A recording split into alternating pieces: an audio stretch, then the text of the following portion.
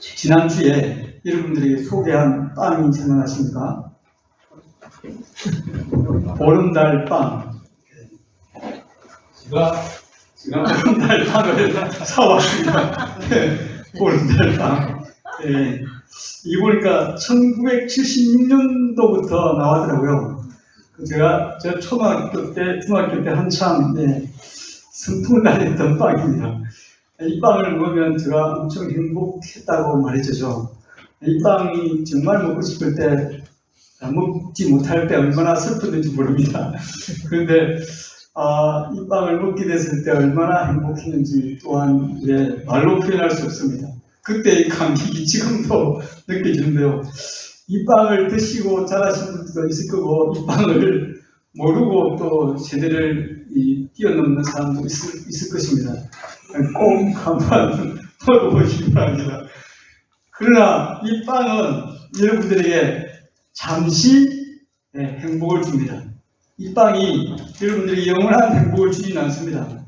맛은 있지만, 정말 달콤하지만, 근데 오늘 제가 여러분들에게 영원한 행복을 주는 빵을 소개하려고 합니다.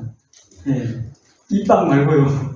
이 빵 말고 하늘에서 내려온 빵을 여러분들에게 소개하고자 합니다. 요한복음은 계속해서 말씀이 육신이 되어 우리 가운데 오신 예수님이 어떤 분인지에 대해서 계속해서 증언하고 있습니다. 그 사람이 어떠한 사람인지 알 수 있는 길이 있습니다. 그 길은 바로 그 사람이 하는 행동, 그 사람이 하는 행위, 이를 통해서 그 사람이 어떤 사람인지를 알 수가 있습니다. 그래서 예수님은 요한복음 5장 36절에 이와 같이 말합니다. 내게는 요한의 증거보다 더 큰 증거가 있으니 아버지께서 내게 주사 이루게 하신 역사 곧 내가 하는 그 역사가 아버지께서 나를 보내신 것을 나를 위하여 증언하는 것이요 라고 말씀하고 있습니다. 그러니까 예수님이 하시는 일, 예수님이 이루신 그 역사가 바로 예수님이 하나님이 보내신 자라는 증거입니다. 됐습니까?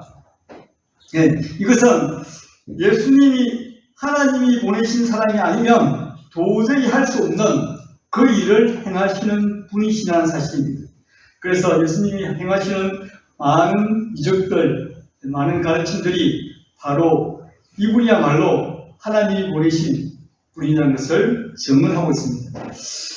예수님은 왜 계속해서 자기 자신이 하나님으로부터 온 자라는 것을 증언해 나갈까요? 예수님이 계속해서 자신이 어떤 분인가를 증언해 나갈까요? 그것은 하나님 우리를 사랑하시사 예수 그리스도를 보내서 예수 그리스도를 믿어 구원받고 영생을 얻게 하려는 것이기 때문입니다. 예수님의 안타까운 마음이 담긴 구절이 5장에 나오는데요. 5장 39절에서 40절 말씀 우리 다 같이 읽을까요? 5장 39절 40절 말씀 시작. 너희가 성령에서 영생을 얻을 줄 생각하고 성령을 연구하거니와 이 성령이 곧 너희에 대하여 증언하는 것이다. 그러나 너희가 영생을 얻기 위하여 내게 오기를 원하지 아니하노라. 유대인들이 열심히 어릴 때부터 성경을 읽고 연구하고 암송하고 합니다. 그렇지만 그것이 그 성경이 누구를 증언하는 것인지를 모르고 있었던 것입니다. 바로 그 성경은 다름 아닌 예수 그리스도를 증언하는 것입니다. 그런데 안타까운 것은 그 예수 그리스도를 증언하는 그 성경을 읽고도 예수님께 나오지 않는 것이 그들의 안타까운 마음입니다. 우리가 창세기, 출애굽기, 레위기, 민수기, 신명기를 뭐라고 합니까? 모세오경이라죠. 모세오경이 예수 그리스도를 말하고 있습니다. 아주 어려운 신학적인 말인데 예수 그리스도를 창세기, 출애굽기, 레위기, 민수기, 신명기 이 모세오경이 예수 그리스도를 말하고 있습니다. 우리가 예수 그리스도에게 가지 않으면 안 되는 자인 사실을 이 창세기 모세오경이 우리를 가르치고 있다는 것입니다. 모세오경을 잘 읽으면 우리는 반드시 누구를 발견해야 된다면 예수 그리스도를 발견해야 되는 것입니다. 예수님의 간절하고 안타까운 마음, 소원은 바로 우리가 죄에서 죽음에서 구원받고 하나님의 자녀 되어서 하나님과 화목한 관계에서 풍성한 삶을 사는 것이 예수님의 간절하고 안타까운 마음입니다. 그것을 우리는 알아야 됩니다.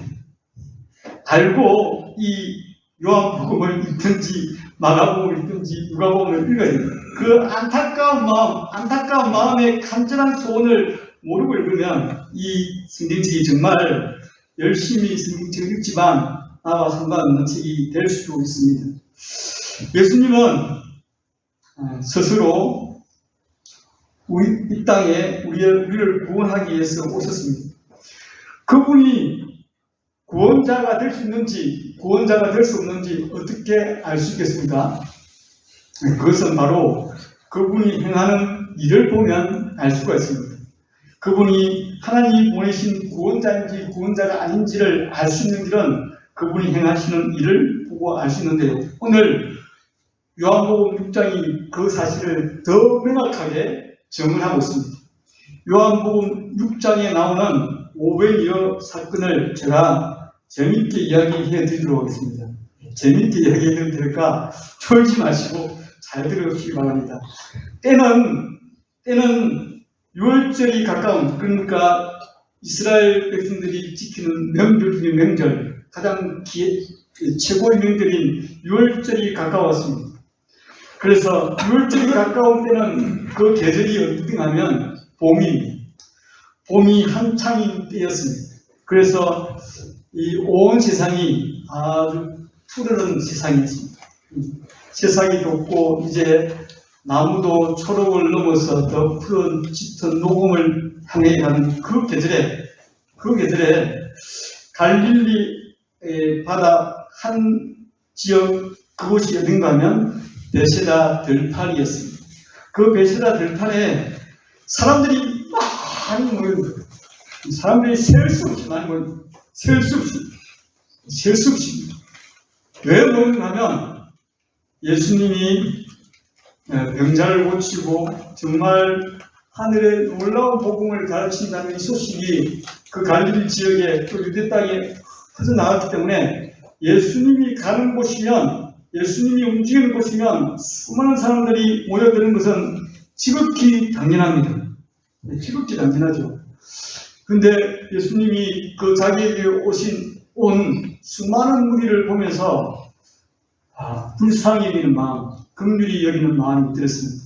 정말 목자가 없어서 유리하는, 어디로 가야 될지 모르는 그런 인생들을 보면서 긍휼히 여기는 마음이 들었고, 그들이 예수님의 가르침을 듣기 위해서 있은 지가 한참이 지났기 때문에 저들이 얼마나 시장할까, 얼마나 배고플까 하는 마음이 예수님의 마음에 들었습니다. 그래서 예수님이 12제자 중에서 빌립을 불렀는데, 빌립을 왜 불렀는가 하면 빌립이 바로 지금 현재 수많은 사람들이 모여 있는 베세다 출신이기 때문입니다. 베세다 출신이라는 것은 이 요한복음 1장에 빌립을 소개하면서 베세다 출신 빌립이라고 소개했기 때문에 우리가 알 수 있습니다. 그 지역을 잘 알 수 있는 빌립을 불러서 이렇게 말합니다. 우리가 어디에서 빵을 사다가 이 사람들을 먹이겠느냐, 이렇게 묻습니다. 얼마나 빌립이 당황했겠습니까? 와, 빌립은 아주 계산이 빨랐습니다. 계산이 빠른 사람이었어요. 그래서 막 이렇게 머리를 굴려보니까 예수님께 이렇게 말합니다. 이 사람들에게 모두 조금이라도 먹게 하려면 빵 200데나리온어치를 가지고도 충분하지 못합니다, 주님. 이렇게 말합니다. 이때 200데나리온어치는 얼마인가 하면 지금 하나로 환산하면 한 2천만 원 정도 됩니다. 그 2천만 원어치 빵을 사도 이 수많은 사람들을 먹이기에 부족하나이다 라고 막 보고하는 것이죠. 빌립은 계산이 빨랐지만 예수님이 자기들과 함께 다니면서 행하신 놀라운 이적들, 기적들을 행하신 그 예수님이 어떤 일을 행하실 것인지에 대해서 믿음으로 바라보지는 못했습니다. 예수님이 지금까지 하신 일을 그가 옆에서 봤지만 또 이 수많은 사람에게 어떤 일을 행할 것인지를 그가 믿음으로 바라보지 못했기 때문에 그 사이에 아주 친화력이 좋고 사람들 만나면 금방 친해지고 그리고 동작이 아주 빠른 안드레라는 제자가 잽싹 빠르게 그들에게 무엇이 있는지 찾았는데 그가 발견한 것은 보리빵 5개, 물고기 2마리 가진 작은 어떤 소녀의 가진 도시락을 발견하게 된 것이죠. 보리빵은 사실은 부자들이 먹는 건 아닙니다. 가난한 사람들이 주로 먹는 음식이라고 합니다. 그 보리로 만든 보리빵 5개, 물고기 2마리 이를 가지고 예수님 옆에 가면서 예수님에게 예수님 이 아이가 가져왔는데 이렇게 많은 사람에게 이것이 무슨 소용이 있겠습니까? 라고 또한 부정적인 말을 하죠. 그때 예수님은 빌립과 안드레 또 그 외 제자들에게 사람들을 앉게 만듭니다. 사람들을 50명, 100명 단위로 이렇게 앉게 만듭니다. 그때 사람들이 이렇게 생각했을 겁니다. 예수님이 사람들을 앉게 만드는 것은 틀림없이 자기들에게 뭔가 먹을 것을 주실 것이라는 사실을 알았습니다. 예, 다른 성경에 보면 우리처럼 앉는 게 아니라 이렇게 먹는 행태로 유대인들이 먹는 행태로 약간 들어눕게 만들거든요. 그렇게 사람들이 예수님이 우리 몰래 출장 뷔페를 불렀는가? 이제 곧 출장 뷔페가 도착해서 우리가 이제 이 배고픔을 해결하고 배부르게 먹게 만들어주실까? 사람들이 궁금해하고 있는 차에 예수님이 그 보리빵 5개와 물고기 2마리를 가지시고 하나님께 감사기도 합니다. 감사 기도를 드리고 이제 그 보리빵 5개와 물고기 2마리를 사람들에게 나누어 주기 시작합니다. 제가 생각할 때는 제자들에게 나누어 주기 시작했겠죠. 제자 12명이 제자들에게 계속 나눠주는 일을 시켰겠죠. 그런데 예수님의 손에 있는 보리빵이 또 물고기 2마리가 줄어들지 않는 것이죠. 분명히 5개 중에 1개를 주면 4개가 나와야 되고 4개 또 3개, 2개 없어져야 되는데 나누어줘도 계속 빵이 그대로 있습니다. 놀라운 일이죠. 사람들이 이 광경을 보고 놀라지 않을 수 없습니다. 우와, 이게 무슨 일이고, 우와, 이 거짓말, 이게 마술이가 하면서 이렇게 사람들이 얼마나 놀라겠습니까? 그걸 이제 받아 먹는 사람도 놀라고, 그 광경을 계속 보는 사람도 놀라겠습니다. 정말 어떤 사람은, 우와, 우리 하나님은 살아있어! 하고 막 소리를 지르고 막 난리 났겠죠. 너무나 좋아서 춤을 추는 사람도 엄청 많았을 것입니다. 그래서 예수님은 그들이 마음껏 원하는 만큼 다 나눠줍니다. 그 기적의 현장에 우리가 있었다면 정말 저는 닭살 돋을 것 같아요. 그 현장을 직접 봤다면 얼마나 닭살 돋는 일입니까? 여러분들은 아무 감동이 없이 지금 이렇게 듣고 있지만 그 현장에 바로 있었다면 여러분들은 정말 몇 사람은 이렇게 심장이 약한 사람은 넘어갔을 수도 있습니다. 그런 엄청난 일이 일어난 것이죠. 우리 교회 전주호 같은 아이면 얼마나 기뻐했습니까? 전주호가 배가 불러서 움직이지 못하도록 엄청나게 마음껏 먹을 수 있으니까 얼마나 행복했겠습니까? 주호가 어디 갔니? 정말 틀림없이 주호 같은 그런 아이도 거기 있었을 것입니다. 먹고 또 먹어도 아무도 욕하지 않고 아무도 못한다고 말하지 않는 그 넉넉한 풍성한 자리에 행복한 먹방이 이루어졌습니다. 그 흥분에 찬 정말 경이로운 그 장면 가운데 식사가 끝나고 예수님은 제자들에게 또 이렇게 말합니다. 먹고 남은 빵과 물고기를 다 하나도 버리지 말라, 이렇게 말씀합니다. 예수님은 우리의 필요를 채워주시는 분이지만 낭비는 하지 않으시는 분이십니다. 음식을 낭비하는 것은 하나님의 뜻이 아니죠. 그래서 남은 음식을 모아보니까 무려 12바구니나 되었습니다. 12바구니는 10이라는 숫자는 깊이 해석할 필요가 없지만 12지파로 이룬 이 이스라엘 백성에게 먹고도 남음이 있다는 그런 귀한 신학적인 메시지가 있습니다. 그런 분이 예수 그리스도이십니다. 우리가 이 오베니엘 사건을 통해서 먼저 알아야 될 몇 가지를 함께 나누어 보기로는, 첫 번째는 넉넉히 먹이시는 예수님이십니다. 예수님은 이 오베니엘 사건을 통해서 예수님이 어떠한 분인가를 계시하시는데, 먼저 우리를 넉넉히 먹이시는 분으로 계시합니다. 빌립은 아주 계산이 빠른 분이라 했죠. 계산이 빨라서 이렇게 성인 남자만 5,000명, 그게 딸려서 이렇게 대충 이렇게 계산하면 2만 명이 넘는 수많은 사람들이 이렇게 모여있는 들판에 이들에게 빵을 공급하기란 불가능한 것이죠. 그러니까 돈이 2천만 원 정도 빵을 사야 이 사람들이 겨우 한 조각 정도 나눠 먹을까 말까 하는 그런 상황이었습니다. 그리고 안드레가 가져온 그 도시락은 불과 보리빵 5개, 물고기 2마리 정도. 성인 한 사람이 먹어도 그렇게 배가 부르지 않을 그런 양밖에 있지 않습니다. 이것이 그들의 현실이었습니다. 그들의 생각이었습니다.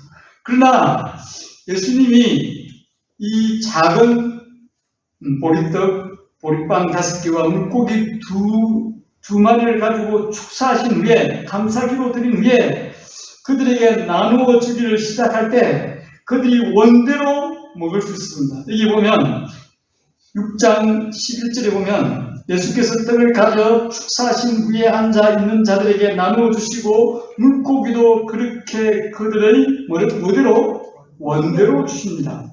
그래서 그들이 12절에 그들이 어떻게 했다고 했어요? 배부른 후에 그들이 배가 부르더라. 넉넉히 주시는 주님의 모습을 우리가 볼 수가 있습니다. 심지어 남은 조각을 12바구니나 그들만한 풍성한 식탁을 예수님께서 베푸신 것입니다. 얼마나 풍성한 분인지 모릅니다.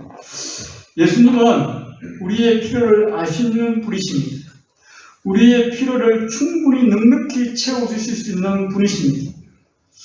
예수 믿는 것은 결코 모자라는 장사가 아니라 남는 장사입니다. 당연하신 우리 조금신 사모님의 삶이 남는 장사라니까요. 저에게 늘 말씀하시는데 하나님이 절대 배고프게 만들지 않으셨다는 사실을 저에게 몇 번씩 이야기해 주십니다. 예수 잘 믿으면 반드시 하나님께서 채워주십니다. 넉넉히 채워주십니다. 우리의 삶을 넉넉히 채워주시는 분이십니다. 우리의 입고 먹고 마시는 문제뿐만 아니라 우리의 풍성한 삶, 가정에서, 직장에서, 사회에서, 마을에서, 교회에서 우리의 삶이 예수 안에 거하면 풍성해진다니까요. 그렇지 않고 예수 안에 거하지 않고 예수 주변에 경계점에 이렇게 서가지고 예수 안에 들어오려고 말랑 하기 때문에 우리가 그 넉넉함을 경험하지 못하는 것입니다. 예수 안에 확 들어가고 싶죠. 예수 안에 깊이 들어가고 싶죠. 여러분의 삶은 오늘이 아니라 내일 더 풍성한 삶이 될 것입니다. 이것이 우리가 믿는 그 500여의 기적을 일으키신 예수님을 믿는 커다란 이유입니다. 시편 23편에 이렇게 말하고 있습니다. 여호와는 나의 목자시니 내게 부족함이 없으리로다. 그가 나를 푸른 풀밭에 누이시며 실만한 물가로 인도하시는도다. 다윗의 삶이 한마디로 이런 삶을 살았다는 것입니다. 지금 베세다 들판은 이 시편의 고백처럼 푸른 들판입니다. 여기 요한복음에는 그렇게 묘사하지 않는데 마가복음에는 푸른 잔디라고 이렇게 표시했어요. 그것이 얼마나 그 현장이 생생한 것을 우리에게 알려주는데요. 그 푸른 잔디에 그 널따란 들판에 2만 명가량의 사람들이 모여서 주님께서 주시는 그 놀라운 식사를 함께 나누며 주의 말씀을 듣는 그런 복이 그들 가운데 있습니다. 저는 우리의 삶이 예수 안에서 우리를 넉넉히 먹이시고 입히시는 그 예수 그리스도를 경험하시는 저와 여러분 되기를 원합니다. 두 번째, 우리가 이 오병이어 기적에서 우리가 알 수 있는 또 하나의 중요한 사실은 바로 예수 그리스도가 하늘의 빵이라는 사실입니다. 하늘에서 내려온 빵이라는 사실입니다. 예, 우리가 지금 현재 가지고 있는 개정계획 성경은 이걸 빵으로 표현하지 않고 떡으로 다 이야기해 주죠. 사실 이걸 바꾸면 좋겠는데 그 당시 유대인들은 떡을 먹지 않았어요. 떡을 먹는 게 아니라 빵을 만들어요. 빵을 만들어요. 이제 우리 한국적인 정서로 빵보다는 떡이다 해가지고 성경 번역할 때 이걸 떡으로 했는데 저는 빵이 좋습니다. 이제 떡은 이제 못 먹겠더라고요. 빵이 훨씬 좋습니다. 보름달 빵은 더 좋고요. 오병이어 기적을 경험한 사람들이 예수님 가는 곳마다 또 따라다니기 시작했습니다. 예수님이 이 오병이어 기적을 일으키니까 우리가 기다렸던 하나님이 보내주실 그 선지자가 바로 이 예수다 하면서 예수님을 그들의 왕으로 추대하려고 사람들이 나선 거예요.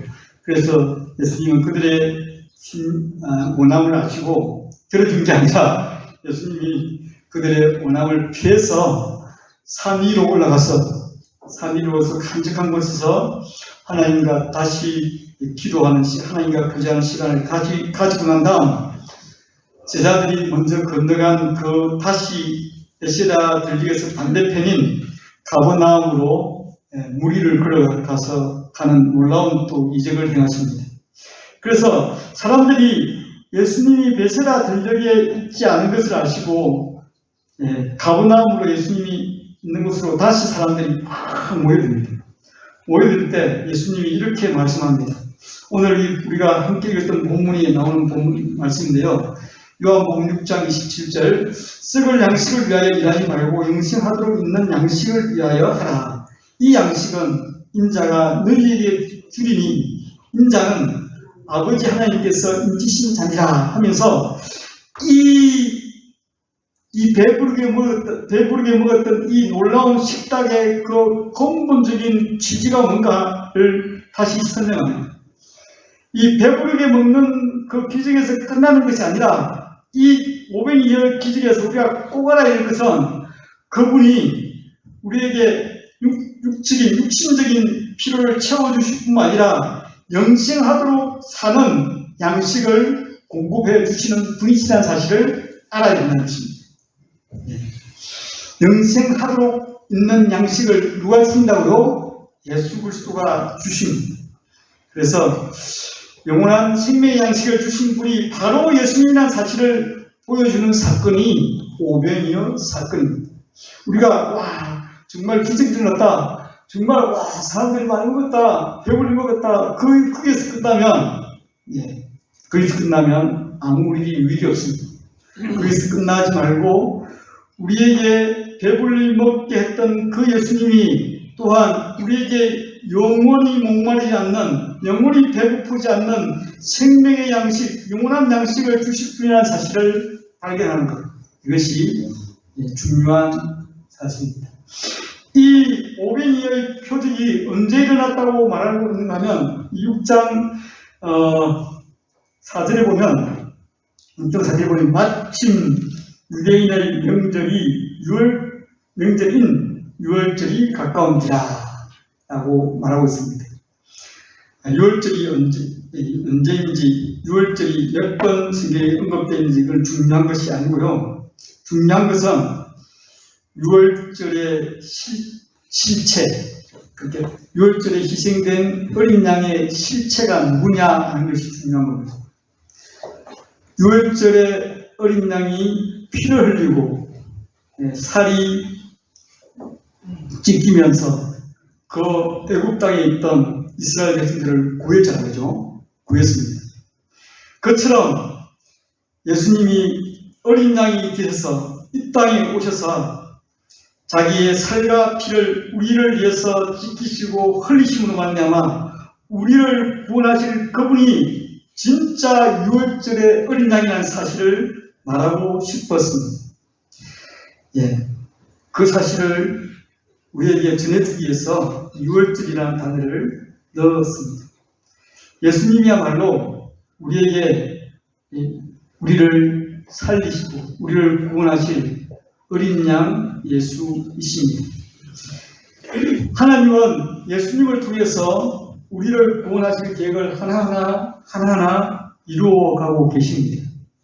우리가 성경을 보면 하나님께서 예수 그리스도를 보내겠다고 이 구약 성경을 통해서 계속적으로 메시지를 던져주시고, 그리고 예수님이 땅에 오셔가지고 하나하나 그 하나님의 계획에 또 시간표대로 움직이신 것을 볼 수가 있습니다.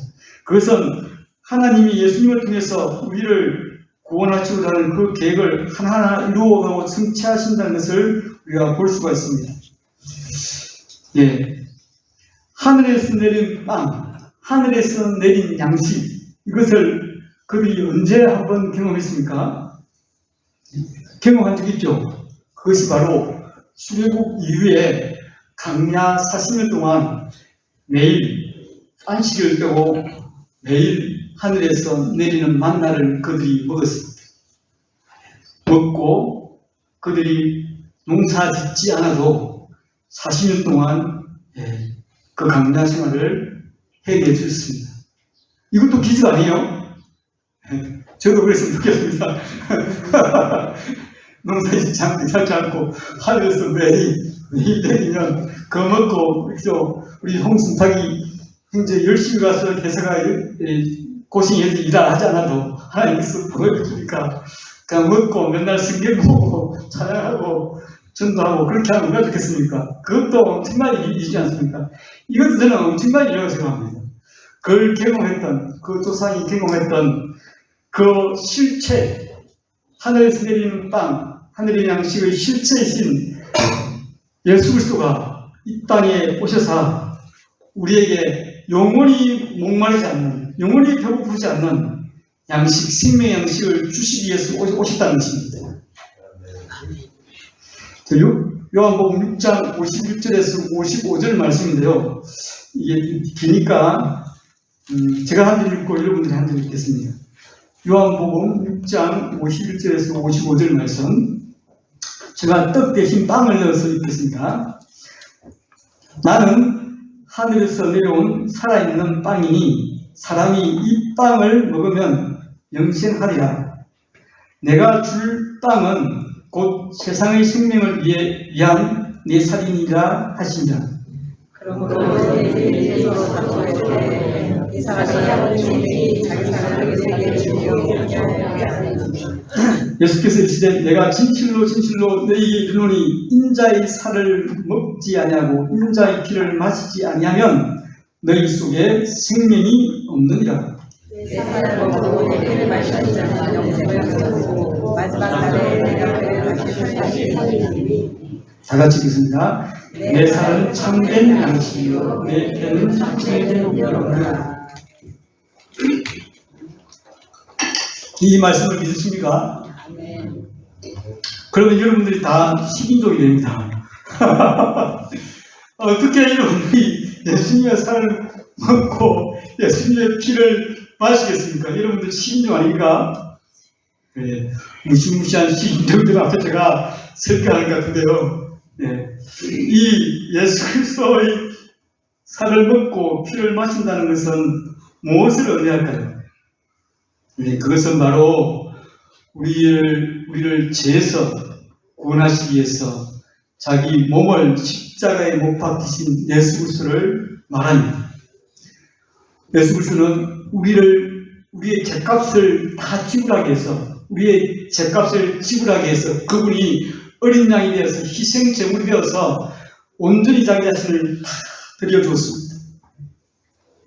네. 먹고 마시는 것은 뭔가 하면 믿는 것입니다. 믿는 것이 먹는 것입니다. 우리가 예수 그리스도를 믿을 때 그분이 나의 죄를 위해서 십자가에서 자기 살과 피를 주신 것을 믿을 때 우리는 그분을 믿고 먹고 마시는 것이 됩니다. 그런 자에게 무엇을 주신다고요? 영생을 주신다는 것입니다. 얼마나 놀라운 큰 은혜입니다. 여기 보면 요한복음 6장 40절에 보면 내 아버지의 뜻은 아들을 보고 믿는 자마다 영생을 얻는 것이니 마지막 날에 내가 이를 다시 살리리라 하시자 라고 말씀하고 있습니다. 말씀을 맺겠습니다. 제가 요한복음 5장을 강의하면서 놓친 구절 한 구절을 소개하고 이렇게 말씀을 맺겠습니다. 요한복음 5장 28절 29절 보면요, 이를 놀랍게 여기지 말라. 무덤 속에 있는 자가 다 그 영생을 들을 때가 오나니 선한 일을 행하는 자는 생명의 부활로, 악한 일을 행하는 자는 심판의 부활로 나오리라. 생명의 주인 되신 예수님, 그분이 다시 심판주로 이 땅에 오실 때 무덤 속에 있는 모든 사람들이 다 예수님의 음성을 두고 들을 때가 오고 일어날 때가 옵니다. 그때 선한 일을 행하는 자는 생명의 부활로, 악한 일을 행하는 자는 심판의 부활로 나온다고 말했습니다. 선한 일이 뭐고 악한 일이 뭡니까? 네. 선한 일은 윤리적이고 도덕적인 일이 결코 아닙니다. 네. 물론 우리가 예수 믿고 선한 윤리적이고 도덕적인 삶을 살아야죠. 그러나 여기서 말하는 선한 일은 뭡니까? 그것은 바로 예수 그리스도를 믿는 일입니다. 예수 그리스도를 믿는 일이 우리가 하는 최고의 선한 일입니다. 하나님 보시기에. 그래서 우리는 예수 그리스도를 믿음으로 말미암아 나중에 생명의 부활을 경험하게 될 것입니다. 놀라운 은혜 아닙니까? 제가 들고 있는 이 손에 있는 빵은 여러분들을 잠시 행복하게 만들고 잠시 배부르게 만듭니다. 그러나 예수 그리스도는 우리에게 영원한 생명의 양식이 되시사 우리로 하여금 영원히 배부르게, 영원히 풍성한 삶, 행복한 삶을 주시기 위해서 이 땅에 오셨습니다. 그 예수 그리스도를 믿겠습니까? 네, 다 같이